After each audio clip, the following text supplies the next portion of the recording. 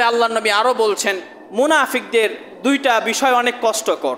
কি কষ্টকর? আল্লাহর নবী বললেন, যেমনটি হাদিসে এসেছে, আন আবি হুরায়রা রাদিয়াল্লাহু আনহু قال قال رسول الله صلى الله عليه وسلم أثقل الصلاة على المنافقين صلاة العشاء وصلاة الفجر। মুনাফিক যারা হবে তাদের উপর ফজরের সালাত আর এশারের সালাত আদায় করা দুনিয়ার সব কিছু থেকে অনেক কষ্টকর হয়ে যাবে।